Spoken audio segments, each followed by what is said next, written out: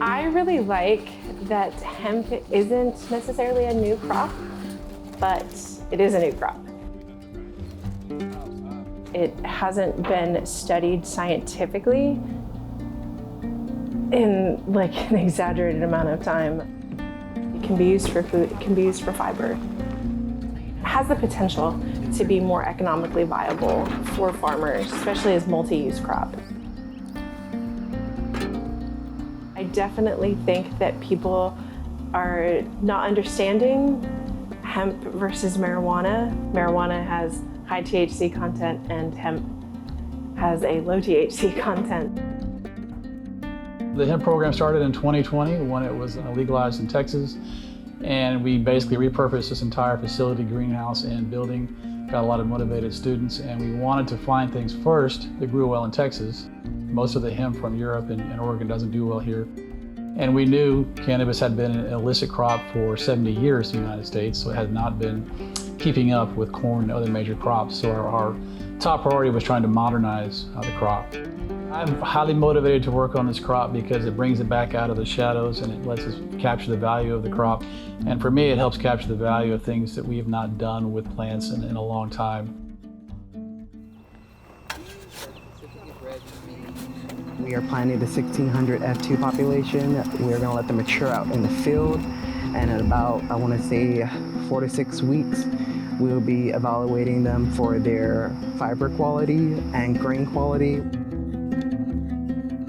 You are always finding journal articles to kind of follow methodologies, right?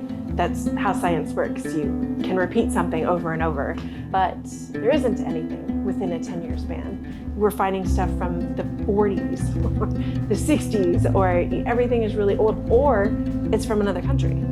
And so it is really the Wild West in that the research that we're doing is new for this area at this time. We absolutely have to find things that are heat and drought tolerant. That's very poignant this year in particular. In 2022, drought is extreme, temperatures are extreme. Both of those cause hemp, even from Asia, to flower very early, flower very small, so you end up with almost no yield. So finding things that are heat and drought tolerant is key. Beyond that, finding things that are uniform. If you look at cotton, corn, major crops, it's uniform across 1,000 acres. Cannabis, you can put 10 plants out there and you have 5 different appearances.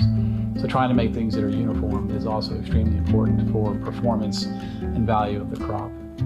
Farmers don't know what herbicides or pesticides they can use with the crop because that hasn't been studied. So it's really cutting edge in that we get to find out what works best, how it works best in Texas.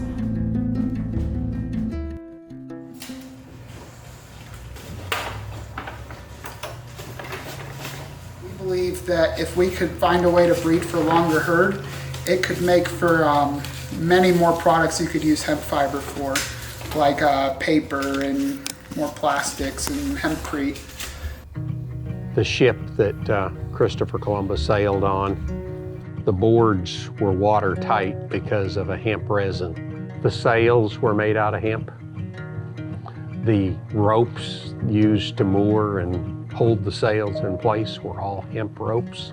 But it also provided seed so that when they landed someplace, they could start their own hemp industry because they needed to repair sails.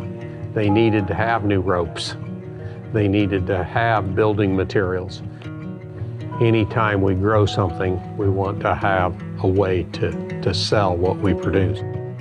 There are not many market channels that have developed that carry the hemp through any type of processing to turn it into fiber or to process it, to put it into oil.